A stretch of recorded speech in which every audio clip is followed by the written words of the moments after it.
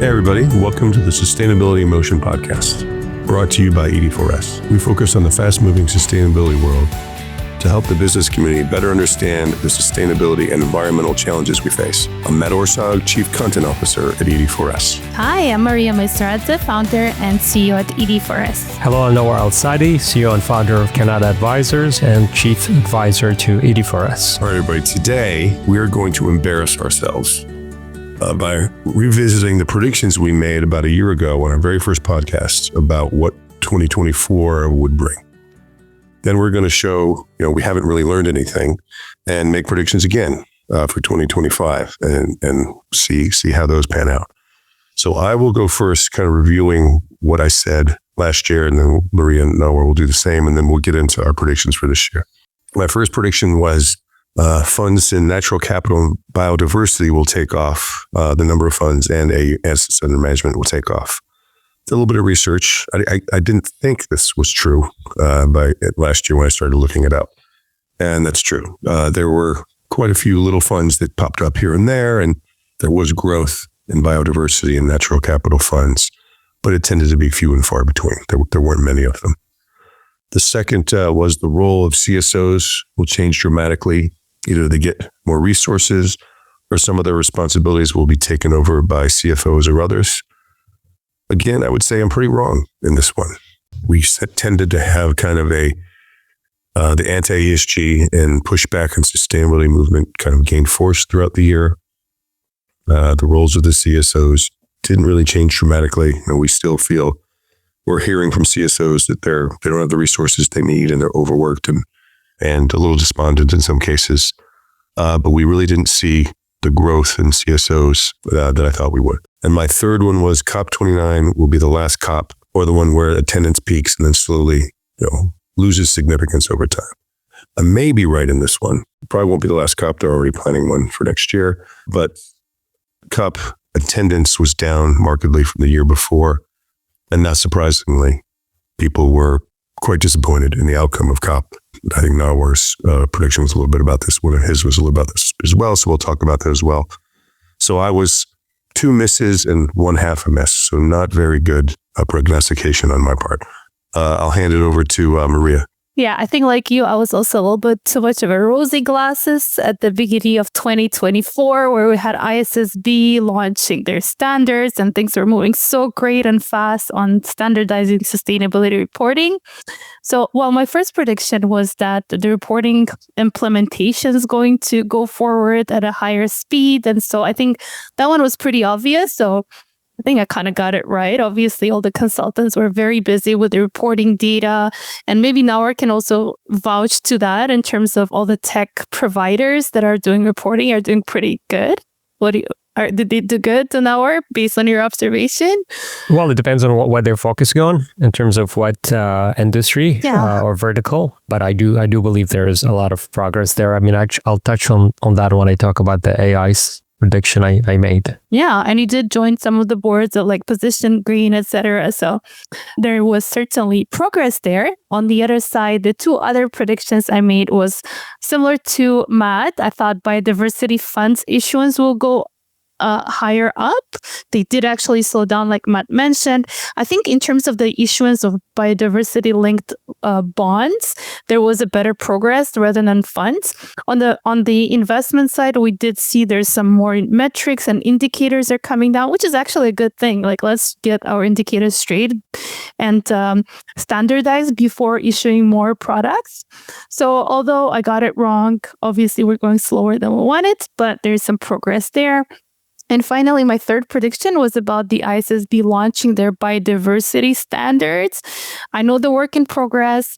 In April, they did announce that they're starting to research on that. In November, they said that it has been confirmed that biodiversity topics are material for investors and that investment community wants to see some standards around them. But obviously, there's no standard issued yet. I think ISSB is understaffed. And obviously, the focus this year was also on supporting those preparers. They're implementing ISSB standards.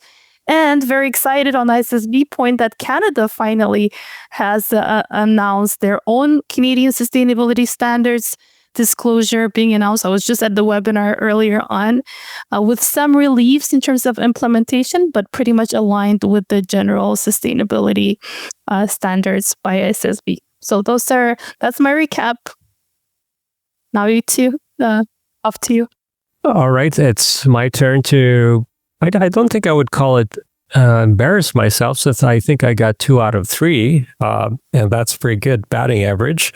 I will start with my biggest miss, which is that this SEC would surprise on the upside in terms of its ambition around the climate rule.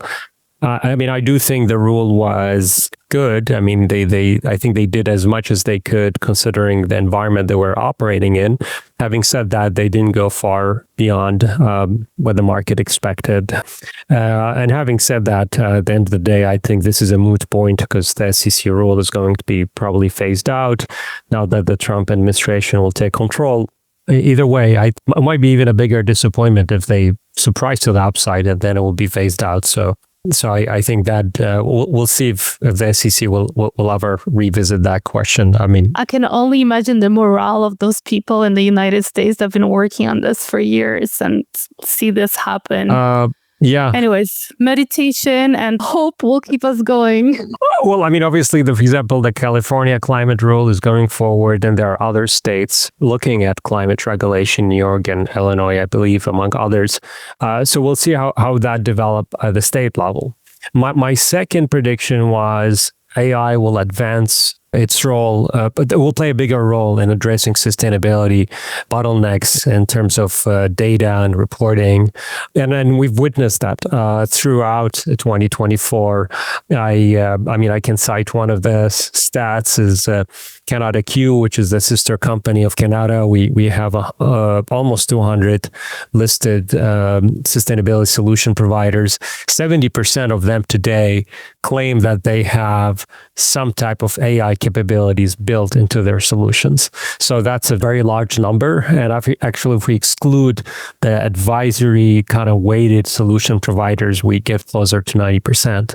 So AI now is key to the sustainable transition. When I look at surveys, investors, for example, and I'll cite one survey from a Capital Group that was issued late last year. They mentioned, for example, 10% of investors today use AI for ESG analysis.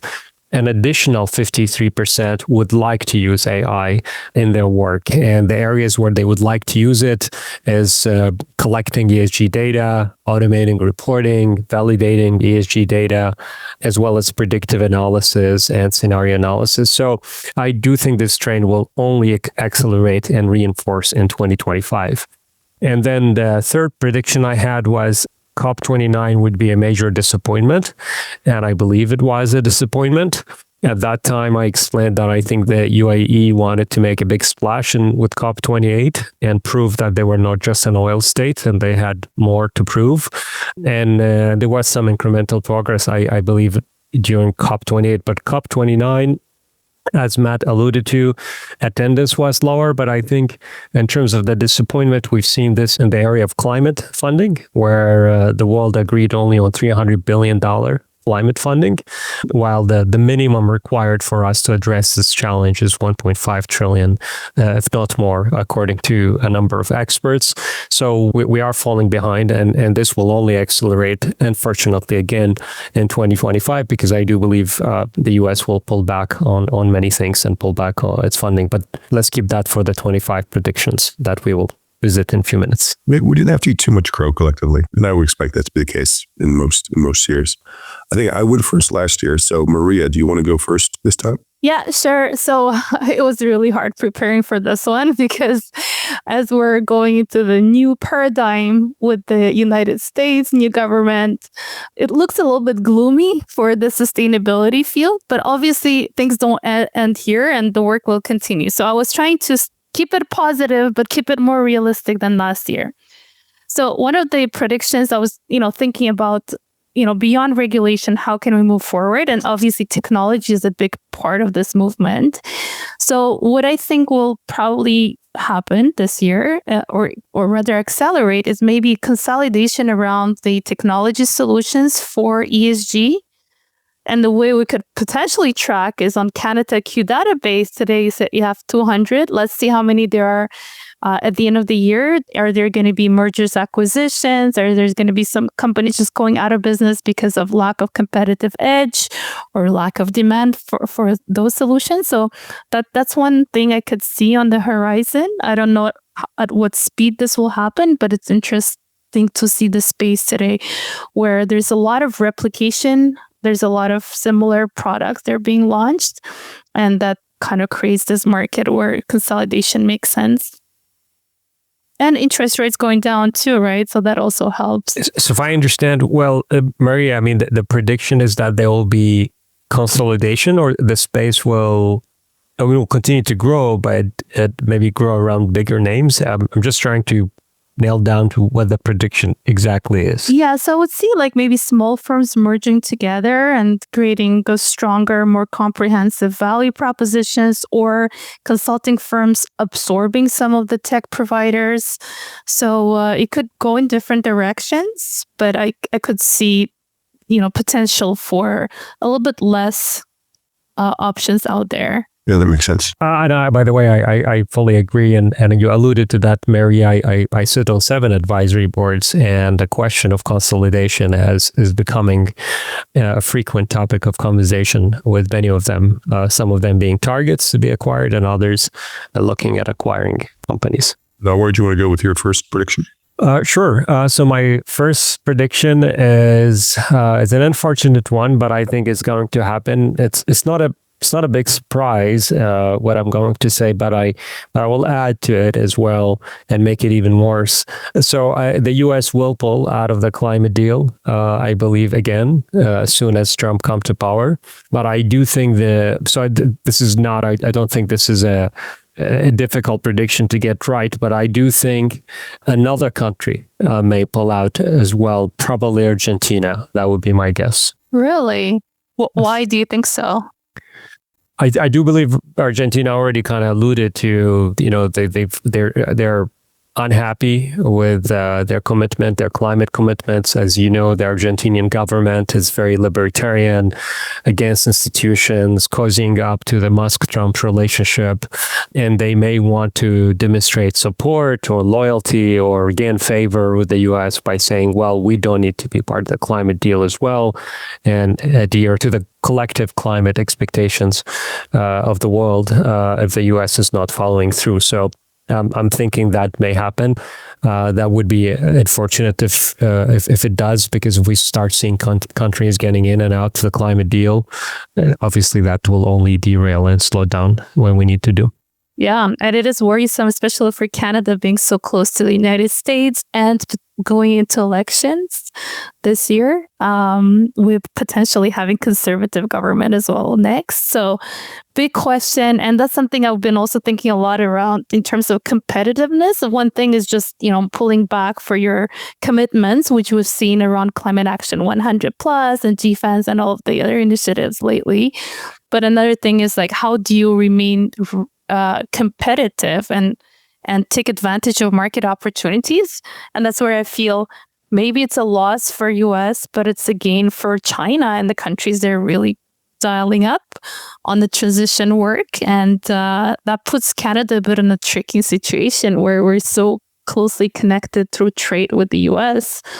But does that mean that we need to start drifting away a little bit in our vision to keep the competitiveness and be still acting on transition on a global scale? Yeah. Scary times. Yeah, that's interesting. Just on that last point you made, I noticed that over the past couple of years, the Inflation Reduction Act in the U.S. had a lot of climate change legislation in it. And I think it strategically targeted a lot of conservative states for battery production and a lot of different things. And what you've seen here in the United States is that the governors and senators and representatives from those states will still make a lot of noises about, doubting the science of climate change and so forth. But they're very happy to have the battery plant in their district or in their state. And so Canada can just, talk out of both sides of their mouth like any politicians. I can see that as a and not just Canada. I mean, I can see that in this atmosphere that we're in. I can see that kind of doublespeak, if you will, being more normalized across a lot of countries. Well, I'll get into my first prediction, and it follows on a little bit of what we were just talking about. My 3 predictions are all linked. They'll tell the story together. I didn't really plan that. It's just when I started thinking about them, it kind of happened that way. And the first one is not going to be surprising. We're going to see continued exit from financial institutions and banks from, net zero banking alliance and things like that, which should not be a surprise to people. The financial firms are realizing that the goals that they've set are too hard in some cases. The administration in the U.S. is changing and isn't friendly to that kind of finance in some respects. And their shareholders, do or are ambivalent at best about it for the most part. So I think that is going to continue. Financial institutions backing away from net zero promises and organizations like Net Zero Banking Alliance. But that could be a positive in some respects, because I think it was always too much to ask to have finance leading that charge. They didn't really want to. I think a lot of activists in the financial world, things like PRI when it started almost 2 decades ago now, and a lot of the organizations that like the Net Zero Banking Alliance and all the ways to measure how or how not companies are meeting their obligations under Paris and regulation. And, we hear from people in Europe, they're getting sick of reporting. They feel they're spending too much time on reporting on regulation for climate. I think that's going to continue to backslide from financial firms. But I think that will potentially open up for more people to realize, well, finance isn't going to take care of this. And it probably won't happen this year. But I think down the road, there'll be more understanding that this really needs to be a policy decision, and policy needs to drive these changes. I don't think we're there yet, maybe not this year or next year, but I think as people realize, we're recording this and the fires are still raging in California as they were in Australia 2 years ago and so on. People will begin to we'll be seeing more and more the impacts of, crossing the planetary boundaries of climate is just one. And I think this was bound to happen with finance, a kind of a pushback on sustainability. And I think that will eventually open up the door, hopefully sooner rather than later, for, if there is real leadership on it, for it to come from policy. What else? I'll stop and let Maria do her second. Yeah, so actually my second one ties into your prediction in the sense that I personally really lost hope in policy and regulation because it is very slow to move. It's not built with the systems level reflection that we needed to be built, considering all the second, third order effects. And so I find the regulation is not to be counted on. But what I do count on, and that's my second prediction, is that we might be reaching this tipping point where actually renewable energy is the same or even cheaper than the fossil fuel. It's just like electric cars are starting to be almost same price as the regular cars, for the good or the bad. And so that it just makes a financial sense to transition on some of those products. And this will push us over without the regulation. So that's the hopeful, positive outlook I do have. I think it's already happening in a lot of countries. The solar energy is same or even cheaper than the coal. And so I feel that this market mechanism of pricing could actually give us this positive push that we need and move forward in transition towards renewables without even the regulation. How do you feel about this? I think that's already the case in some areas, but from what I read about this, the math is complicated in that the infrastructure and a lot of the sunk cost is already there for fossil fuel production. Or use of fossil fuels. For example, China is the leader in clean energy and EVs, but they still are pumping out more coal from coal-fired power plants than anyone else as well, because that infrastructure is there. They have all the coal. They need cheap energy to build all the EVs, to build all the wind farms, and so it gets to be a bit of a Jevons paradox problem. Where in Jevons paradox is that the more efficient you get at using something, the more you use of it, and the more energy you need. And so it's just kind of a self-defeating system in some cases that you really need to find ways to cut back on demand. In some cases, you're going to need to have policy that makes those decisions and not leave it up to the market because, like I said, we have to build up all those infrastructure for EVs and everything green. And that still uses resources, absolutely. Yeah. Resources and 80% it's going down a little every year, but still it's about 75 to 80% of global power is dirty, if you will. Yeah. And you go to that question of the whole, constant growth and constant overconsumption and the topics that you're very passionate about as well, right? In terms of the degrowth. But I guess there's no one single bullet like anything else, right? But having more accessible, more responsible products would help in adoption because then it doesn't make just a, ethical or moral sense, but it really makes financial sense and it just becomes a no-brainer to go that way. On that note, I did listen to a really interesting podcast by Garb, the climate, the risk professionals episode was about this energy independence and in the context of geopolitical environment today, like how, imposing tariffs on solar panels from China, for example, might not be very smart because in the case of, let's say, trade wars or whatever, well, you have the solar panel, you continue generating your energy. So you're not really dependent on China. So a lot of this like shifting mindsets it's funny how this year we're like, it's a lot about politics, right? Our predictions, everything turns around that. Yeah, makes sense. All right. So I will jump in with my second prediction, which is also about regulation. So my second prediction is about Europe watering down its environmental and social regulation. We already have a proposal on that from the European Commission on what is called the Omnibus proposal to streamline the CSRD and CCDD and the European taxonomy and basically simplify reporting and reduce the reporting burden and potentially delay reporting for some companies. There is a big battle emerging in Europe over whether these regulations should be already watered down before they have been given time to work. But recently there was a letter from the German government asking for a delay for the CSRD implementation. And we've seen a report from Draghi in Europe late last year around the competitiveness of the European economy. And I'm afraid what is going to happen is there will be a race to the bottom because the US is really going to deregulate a lot. It's going to pressure Europe, both politically and economically. And I do believe Europe will pull back on some of these regulations just to remain competitive. The realpolitik of trying to manage the day-to-day will take over the need to manage for the long term.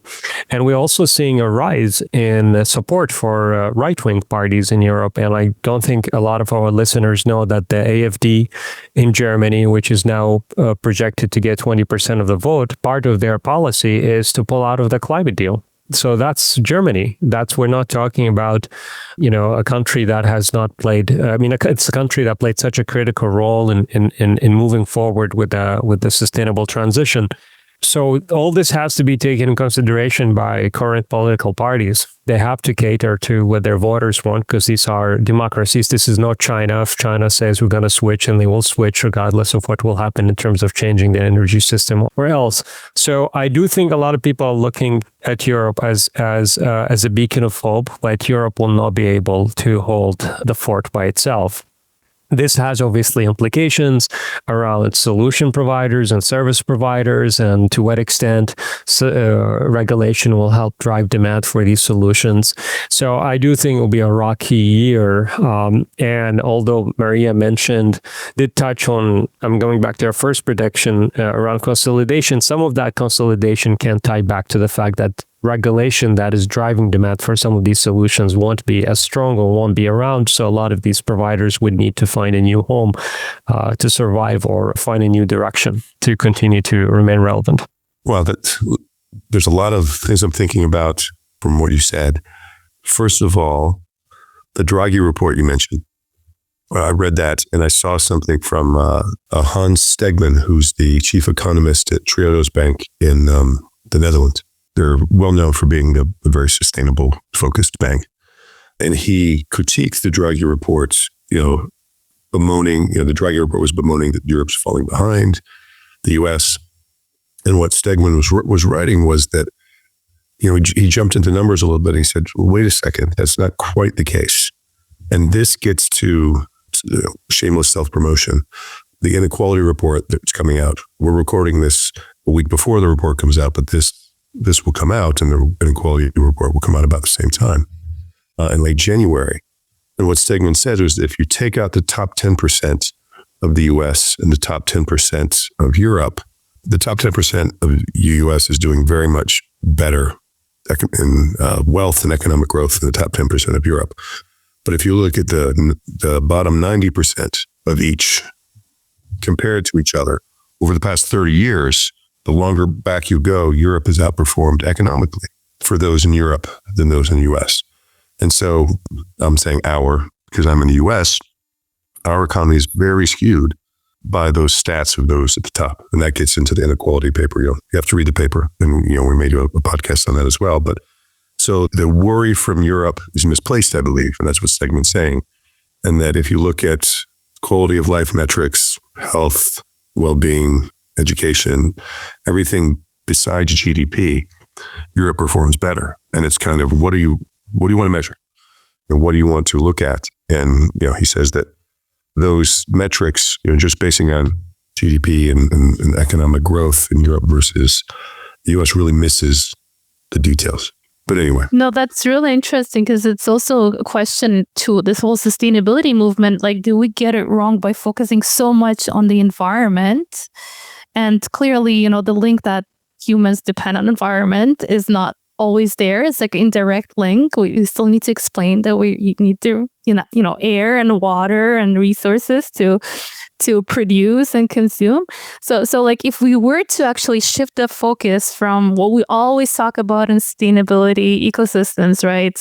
The greenhouse gas emissions and the resource depletion to more like a social factors, will we actually get more people on board and understanding this factor? Because at the end of the day, it's not about saving the planet, it's about saving us, right? So, and it feels like a lot of people get it wrong, especially the ones that are not in this movement. So it all does make a very interesting argument. Yeah. Okay, whose turn? That's my turn. I'll move on to my second prediction. And I think this is going to be a very slow moving one, but I think it'll kind of get started this year. Is, I said, first of all, we've been talking about kind of backsliding on ESG and sustainability and financial firms stepping back and moving out of these agreements. But what's happened over the past 10, 15 years is they've hired and trained a lot of sustainability people who I would imagine believe in their jobs and that it's important what they want to do. And I think, those jobs will probably slide back a little bit this year, along with companies stepping back. But those people are still there, and those people still want to make a difference. So I think you'll see the start of, call it a movement because I don't have a better word in my head right now, but the start of a movement of those CSOs, sustainability folks at companies, starting to work outside of their companies and working together and gathering together, outside of companies, outside of policy. And I think over time, that group will grow.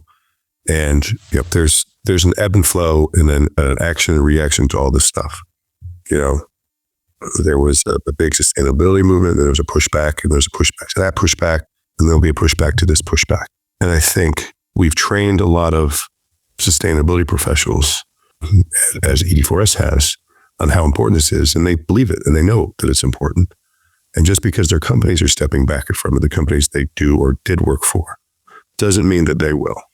And I think the signs of that things are getting worse environmentally are just going to mount more and more each year, while you're having more and more people understanding what's going on and wanting to do something about it. And so I think the building blocks of that movement are already being built. And I think in 2 years' time, 1 year time, 2 years' time, 4 years' time, when there's more elections, I think you'll see a pushback to that pushback. But I think there'll be more civil society organizations with those people in them ready to lead that charge. What that looks like, I'm not comfortable predicting, but I think that's a wave that will be gathering steam. Yeah, when you were describing it at first, I was kind of imagining almost like a gig economy for sustainability experts, kind of like Uber, like, just hire one for a few hours. But I guess it's more tied into a social movement and kind of grassroots movement that would lead to change.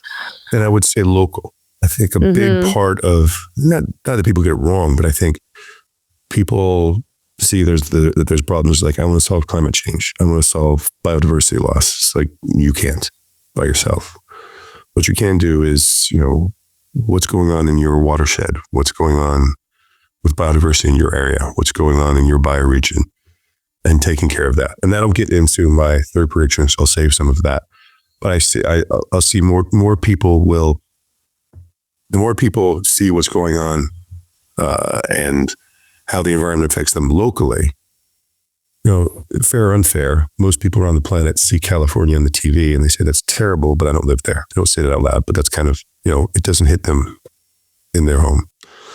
But as they see more problems in their own bioregion, and there's hundreds of bioregions around the world, I live in Central Virginia. I live in I forget what it's called, but the Chesapeake Bay and the James River and the Allegheny Mountains and all that goes with that. And so that's what I'm focused on and what I can do there. And as everyone does that, that aggregates to the top. And as they become more aware of, well, there's real issues here at home. I want my local government, my state government, my provincial government, my national government to think about these things as well. Yeah, it does make sense also with the very polarized and inflated and with all the misinformation, like keeping local what you can actually observe and can influence does make sense. Ties very well into my third prediction. I guess it's my turn, right? I can go? Okay, good. I'll keep it short, but obviously, with all the trade wars, we can see already there we're going from this globalization that we had for over a couple of decades towards more of a fragmentation. And as a consequence, maybe a positive consequence of that would be reassessing the supply chains and nearshoring and maybe trying to find local suppliers, thinking about circularity with the inflation. So that's maybe my positive spin on everything that's going around the world. On the negative side, obviously, I think the whole global cooperation is really taking a step back in this environment, but that leads the way to this local rethinking about your immediate footprint, about, making it more resilient, adapting it, and also creating new supply chain and processes that could, become less at risk at all the geopolitical instabilities. Let me ask you, Mary, maybe a question before I go with my third prediction. Do you think the question of tariff, maybe more protectionism around the world will accelerate is that what you're thinking about in terms of maybe some of the drivers or? Yeah, I think so. Absolutely. I mean, as prices, and also it could even tie into reducing consumption as the prices increase. Like we're importing from China, but if the price of those products increase due to tariffs, as a consequence, we'll be maybe consuming less or rethinking consumption or maybe buying things that last more and valuing that differently. And so, maybe that could also lead to degrowth, but also that will lead to increased inequality, right? So it's a double-edged sword, but on the environmental side, maybe it could lead to positive outcomes, actually. All right. Well, let's hope so. I like this prediction, but, what we like is not necessarily how things is going, how things will play out. I try to look at things positive. I just try to find good because it's hard to stay positive for a lot of sustainability leaders at this time, January 2025. And so, just try to get the little crumbs of some hope to keep up for. No, I like it. It's hope rooted in logic. But I actually do have also a positive prediction as my third prediction. I actually think sustainable funds, especially renewable energy funds, will thrive in 2025. There'll be a strong resurgence. And I do think this is counterintuitive to many people because many people are thinking, well, as a Trump administration, pro-oil, pro-fossil fuels, But what is being missed in this conversation is that the drill narrative of Trump and his likely Russian appeasement policy will bring massive amount of oil to the market.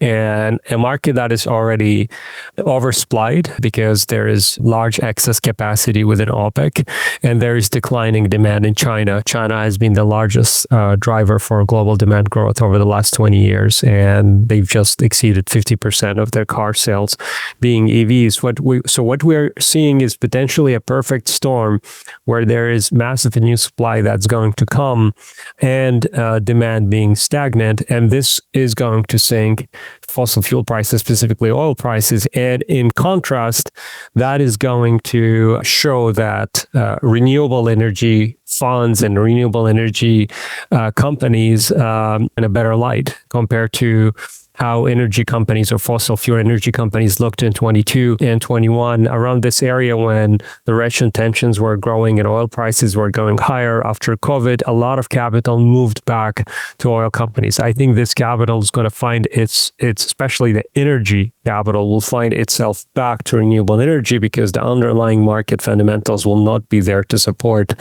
fossil fuels. So that's a little bit of my kind of portfolio manager hat from some years ago and the way I look at the market. But I do think more capital going into sustainable funds will, in a way, potentially revive interest in sustainable investing and ESG investing. As at the end of the day, the number one priority for investors is performance. And if sustainable funds perform, and they have been performing over the long term, but there are certain years where they have lagged. But if 25 in a year where there's so much gloom around the US pushing back, if they were to outperform, I think this will be a very good story for the sustainable investment community. Yeah, but that goes against my second prediction, because if the price of oil goes down, right? Like, what do you think is going to happen with the transition movement? If it's cheaper to stay with oil. Let's go back to 2014 and 2020. Actually, the oil market was going through a bear market from 2014 up to the COVID years, and it actually even prices went negative before they went positive. I know this period very well because I was following the energy market very closely in the 2010s. And yet, despite low oil prices in the 40s and 50s for many years, we had a resurgence of electric car sales, of renewable energy. So this is nothing new. And the fact that oil is going to go back down lower, it will not change the investment, the long-term investment in infrastructure, charging stations. Actually, the world today is far along that transition, far more along that transition than it was when the first oil crash happened in 2014 and 2015. So I don't think this is going to slow things down. And I will also add one technical point, but it's an important point. Interest rates have been going down, and renewable energy is far more sensitive to interest rates than fossil fuel energy. So that's another driver that can bring additional capital to this sector. Yeah, I saw studies that last year, I think all the investments in energy sector, 2/3 of them were going towards renewable, which is already a great trend. So we'll see how it continues. Absolutely. All right. So up to you. I'll echo with my last one. I'll echo that a little bit, and then I think there will be more activity in sustainability investing, but I want to be very specific. I read a book called, and I have it right here. For those listening to the podcast, I'm going to hold up a book. This is terrible podcasting. Bioregional Financing Facilities. And it's by Samantha Power and Leon Siffeld. I've talked to Samantha, and she would be a good guest on a podcast, perhaps.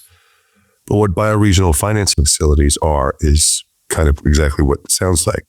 Financing projects and what needs to be done in bioregions. If you go, there's a website, oneearth.org. You can go, there's 185, I mentioned this a little bit before, there's 185 different bioregions in the world. We all live in one, and they all have unique needs, supply us with unique ecosystem services that we all depend on. They're our life support system, and we don't really think about it that way. And of course, most of them are very stressed. And so instead of focusing on, I see this as the beginning of early stages of, instead of focusing on let's solve climate change with the Paris Agreement, let's solve the water problem in our watershed. Let's Let's solve the deforestation problem in our forest, and so on. And these bioregional financing facilities, and they talk about bioregional banks, bioregional venture capital, bioregional trusts. That yes, they want to make a return, but their main goal is to maintain and regenerate the bioregion, because for the local economies in that bioregion, they depend on that. And if you mess with that too much, you're not going to be able to get the returns on anything if you don't take care of the bioregion. And we're starting to get to the point where people understand that more. And I see, and this gets back to the things I mentioned before, all those people that have been trained in sustainable finance, will be either let go or stepping away as banks step away from net zero and banking alliance and things like that. This is a place that they can go potentially to focus on their local areas, and not worry about solving, climate change for the world. They'll be doing that, but at the local level. And I think it's a good model to build from the bottom up. I think it's just, the kind of sustainability 2.0 or 3.0, whatever we're on now, to kind of build that back. Like I said, it's kind of a yo-yo back and forth of we're in a pushback now against sustainability. And I think these kind of things are kind of sowing the seeds for that to come again. And the next iteration of this will be more at the local level, I would think. Yeah. Aligns with the fragmentation, thinking local. So yeah, there's certainly a trend there, and it totally makes sense, right? Yeah, we will. How are we going to track all of this? I don't know. We'll see next year. So do you feel positive about 2025? Well, I wouldn't say I'm really positive or negative, but just pragmatic and realistic. And then, pushing on the string, when we can push, or pushing on the needle, or whatever the metaphor is, moving things in a positive direction. Yeah. But there's many forces out of your control, out of our control, and not worrying about that. The serenity prayer, I guess, worrying about the things I can control and not worrying about things I can't. One of my favorite quotes, or proverbs, is that the key to happiness is low expectations. So I think if we enter this year with low expectations, we'll be positively surprised. So I try to, I think similar to what Matt said, is I don't have high expectations. I think more they're on the lower side for this year. But I'm always amazed by the resiliency of the sustainability community. This community has worked hard and labored to integrate sustainability into every aspect of decision making, whether it's on the business side, on the political side, on the social side. We really have to look back to when I started my investment career in the late 90s. This was not a part of the conversation, and for most of the early 2000s, this was very limited in terms of sustainability being part of the equation of what executives talk about or what investors think about.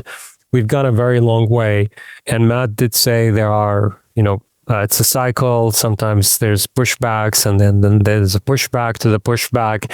So I think there will be some areas where things are going to slow down or slightly reverse, but the direction of travel, if we really look at this from a long-term perspective, is unmistakably in the direction of the sustainable transition.